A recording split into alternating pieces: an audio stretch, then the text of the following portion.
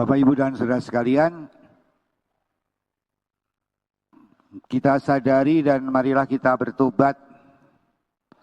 Jangan sampai kepala kita ini dikuasai oleh sesuatu. Ya, mungkin ada, kalau saya lihat dari anak kecil sudah kepalanya diisi dengan game. Itu nanti kalau jadi manusia dewasa macam apa ya?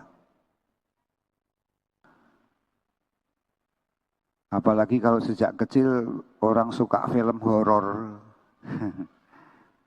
Nanti wajahnya wajah horor. Ini sangat memprihatinkan. Kalau bukan lagi Tuhan yang berkuasa atas hidup kita, kalau bukan lagi Kristus Yesus Sang Penyelamat yang berkuasa atas hidup kita ada dalam penjajahan, bukan pembebasan. Ya. Anak-anak kita lemah, tidak pernah berolahraga, olahraganya olahraga jempol aja. Kasihan. Bapak, Ibu, dan saudara sekalian yang terkasih,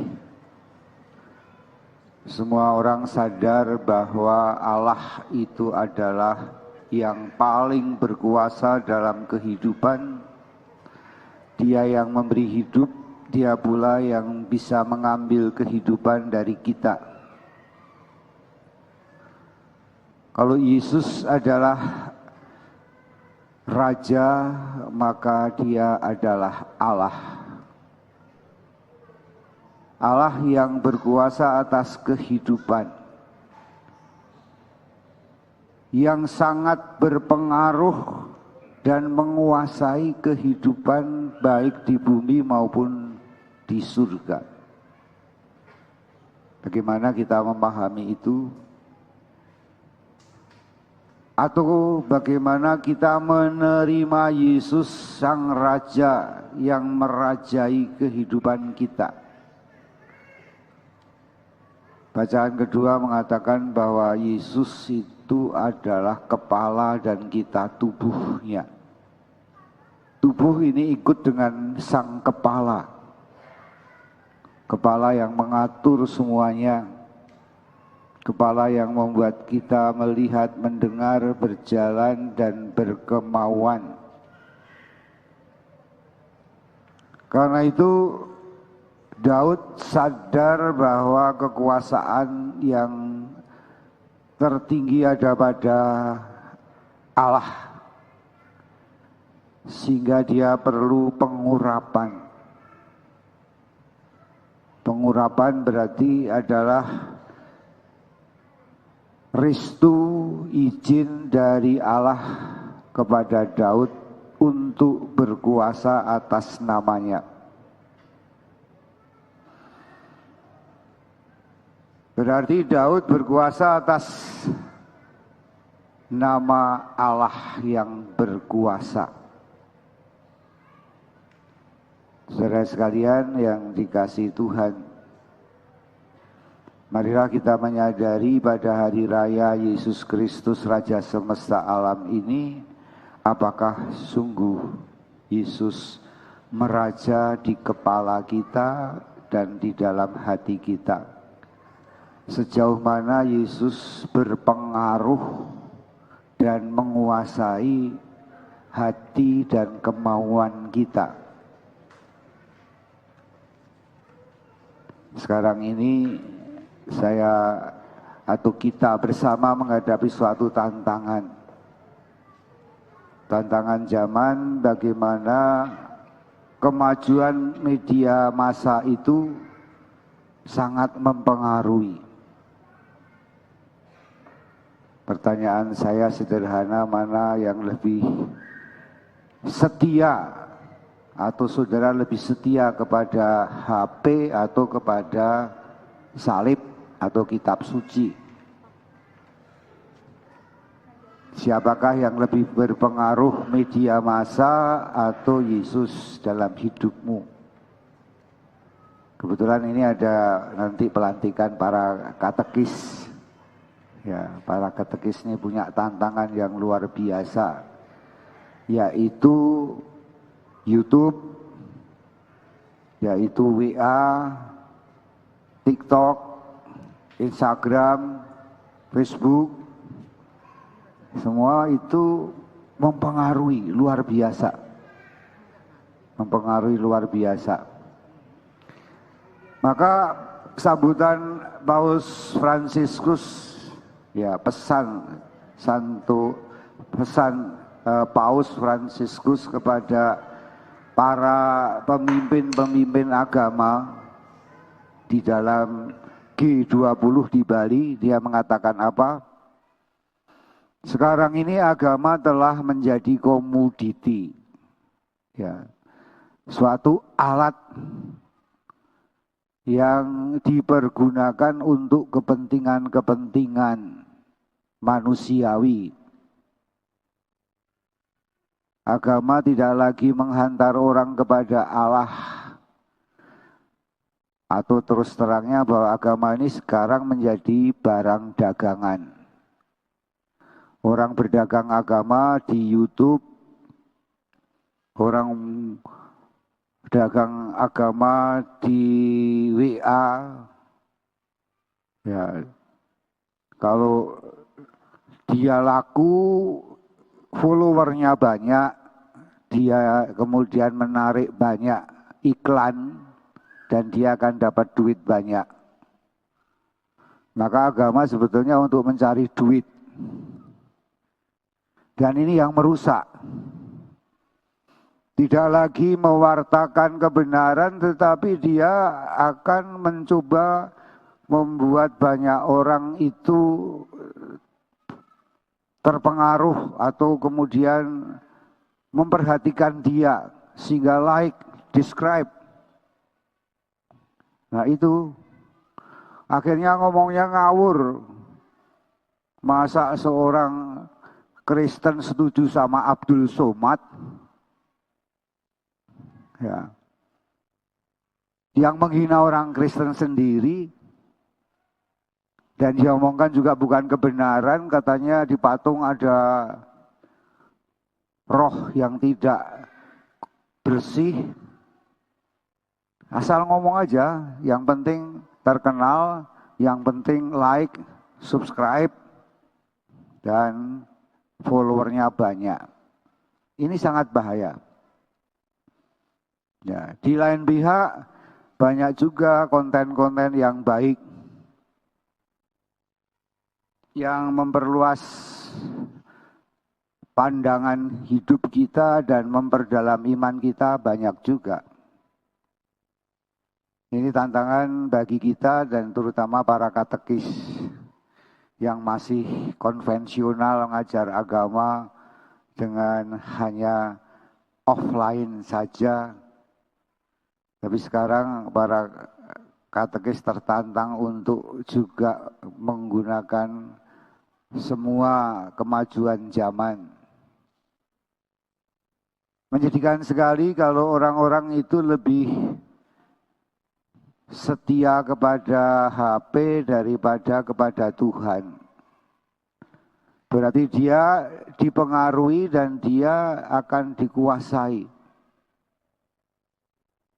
Lebih-lebih sebentar lagi ini nanti malam mulai pertandingan sepak bola. Sebetulnya orang-orang sepak bola itu sangat beriman gitu kan. Setelah masukkan gol, terus bikin tanda salib. Dia mengakui bahwa inilah Yesus yang berkuasa. Dan itu sangat berpengaruh. Saya pernah lihat pertandingan antara pesantren. Tapi setiap kali anak pesantren itu masukin gol langsung bikin tanda salib. Wah, ini dia sangat terpengaruh oleh Ronaldo. Ya.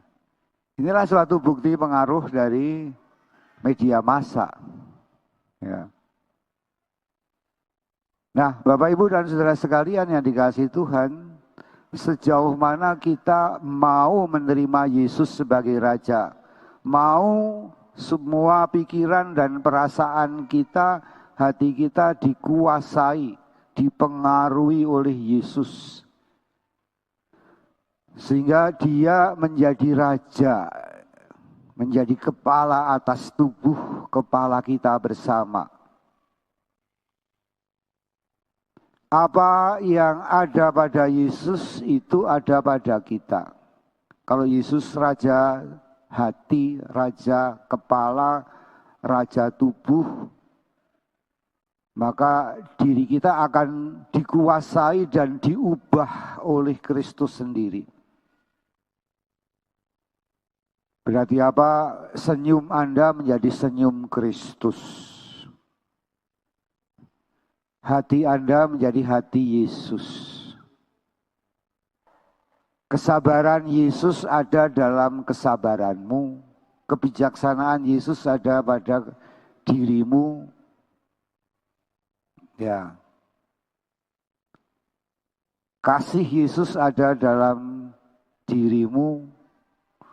Kasihnya meraja dalam hatimu. Semua yang ada pada Yesus. Kemuliaan Yesus ada pada diri kita, orang yang dikuasai Yesus. Dia raja yang mulia, dia raja yang abadi. Karena itu dalam Injil hari ini kita lihat bagaimana Yesus itu raja yang sesungguhnya bukan atas dunia tapi atas surga, sehingga seorang penjahat itu dinyatakan hari ini juga engkau akan bersamaku di Firdaus. Ini raja yang luar biasa. Ya. Raja yang ingat akan penderitaan umatnya. Ya, kita mungkin sekarang ini berlomba-lomba untuk mencari calon presiden, bukan untuk supaya Indonesia ini menemukan orang bijaksana, tetapi banyak orang yang mau mencalonkan seseorang jadi presiden supaya apa? Supaya diingat. Nanti kalau kamu jadi presiden, jadikanlah aku menteri. Nanti kalau engkau jadi presiden, ya paling enggak aku boleh foto sama kamu lah. Ya macam-macam. Tujuannya supaya diingat, supaya dia ikut juga masuk istana. Dan Yesus itu membuat si penjahat itu, dia ingat. Dan dia mengatakan hari ini juga engkau akan bersamaku di Firdaus. Raja mana yang mampu mengangkat rakyatnya ya menuju pada keabadian? Hanya Yesus. Maka persoalannya marilah kita menyadari bahwa kemurahan hati Tuhan itu ditujukan kepada kita semua. Tuhan peduli dan sudi menjadi raja kita. Tuhan mau supaya saudara sekalian menjadi kerajaannya. Di bawah pengaruhnya, di bawah kuasanya, di bawah keselamatannya, di bawah keabadiannya, di bawah kemuliaannya. Maka saudara-saudara sekalian, ya, dimuliakan Tuhan Sang Raja. Tapi sebagai anggota tubuh, marilah kita juga mewartakan Kristus sebagai Raja semesta alam. Mewartakan kasih-Nya, mewartakan juga pengampunannya, kelemah lembutannya, sehingga seperti dalam Galatia 5 ayat 22 dikatakan dari buah-buah roh. Ya. Lemah lembut, sabar, murah hati, penuh kasih dan pengampunan dan seterusnya. Itu yang harus nampak pada kita semua, orang-orang yang menerima Yesus sebagai Raja dalam diri kita masing-masing. Itulah pewartaan yang sesungguhnya. Tanpa kata-kata pun kita sudah membawa Yesus. Namun kata-kata juga penting, maka hati-hatilah saudara sekalian menggunakan alat-alat komunikasi. Ya, jangan menyebar berita bohong, jangan kemudian Anda mewartakan kebohongan, hoak, jangan kepo. Ya. Kalau satu WA ada satu orang aja yang kepo, itu nanti yang lain pada ikut-ikutan kepo. Sudah mewartakan kekepuan. Ini pewartaan kecil yang harus Anda sadari. Sebelum di-sharing harus disaring. Terlebih dahulu ini sesuai dengan kehendak Kristus Sang Raja atau tidak. Jangan menyebar dosa.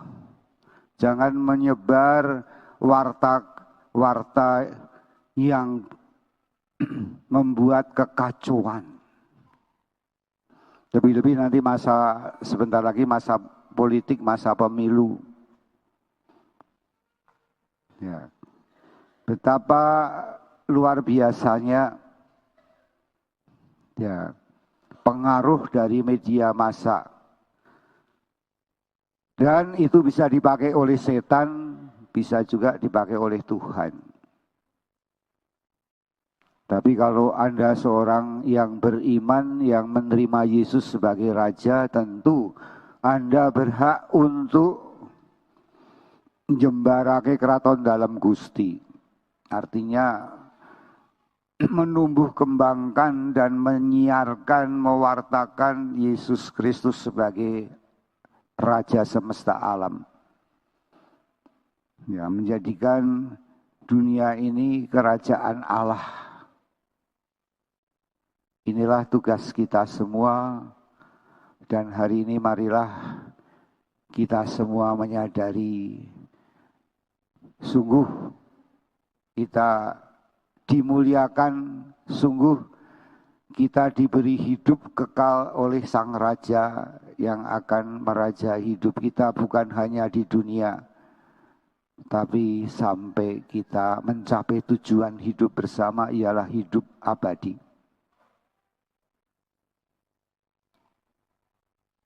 Dan bersama para katekis yang akan dilantik pada hari ini,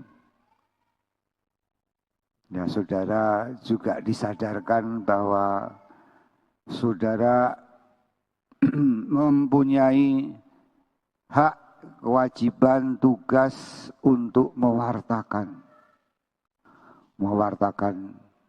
siapakah Yesus Kristus Sang Raja yang mulia yang kita sembah itu. Kita tidak akan goyah karena Raja kita adalah Raja yang abadi, Raja yang berkuasa. Ada api yang selalu saya gambarkan dalam jiwa kita yang menyala ialah api hati kudus Yesus. Api itu akan membakar diri kita dari semua yang kotor. Tapi juga api itu marilah kita pakai untuk membakar sampah-sampah dosa yang ada dalam dunia ini. Terang itu bersinar dalam kegelapan dan kegelapan lenyap. Ya, bahwa dalam Dia ada hidup, dalam hidup ada terang manusia dan terang itu telah mengalahkan kegelapan.